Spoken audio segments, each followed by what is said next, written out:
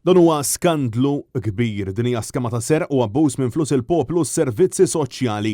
Jekk dan kollu sar bl-għarfien tal-Ministru għas-Servizzi Soċjali Michael Falzon, jew għar minn hekk lanqas biss kellu idea ta' dak li kien qiegħed iseħħ, allura Falzon għandu jerfa' responsabbiltà politika.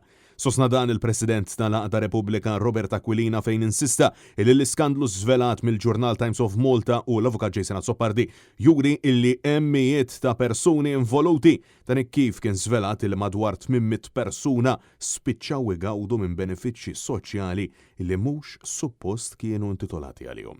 F'din l-iskema kienu allegatament qed jintużaw firem folot sabiex mijiet ta' persuni jiġu ċertifikati b'mod fażull illi qed isofru minn mart jew kundizzjonijiet serji.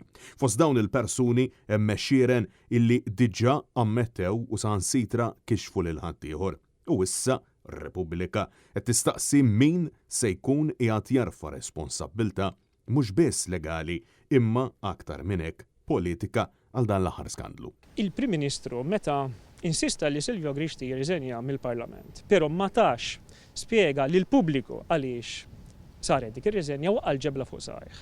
Għaliex huwa ovvju illi Silvio Grixti irriżenja minħabba din is-sistema kriminali, dil-konġura kriminali li kienet tinvolvi wkoll lill-uffiċċju tal-Prim Ministru Robert Abela, però Robert Abela f'dak il-moment maħax il-passi li kellu jieħu. L-ewwel nett, Robert Abela ma nfurmax lill-pubbliku b'dak li kien qed jiġri. Robert Aquilina staqsa għalliema raġuni il-Kummissarju tal-Pulizija Angelo Gaffa ma talabx li tinħatar inkjesta maġisterjali biex l-evidenza kollha tiġi ippreservata u mhux beda jressaq lin-nies il-qorti baxbax.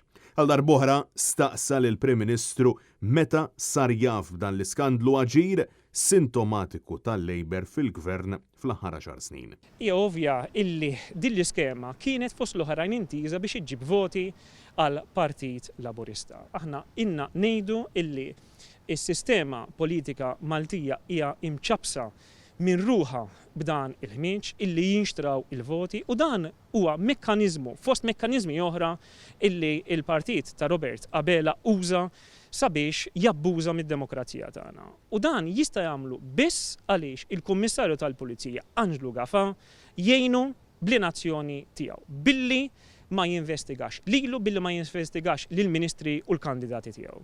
Il-President ta' Repubblika sostna illi l-ħut il-kbir għandu jirrispondi li l-poplu ħaqqu jingħata rendikont sħiħ ta' dak li seħħ illi kull euro misruq minn but iċ-ċittadin għandu jintrat lura. Dan fil-waqt il-insista illi għandha tintrefa' r-responsabbiltà politika minn min kien jaf b'dan kollu u għażel illi għabieħ.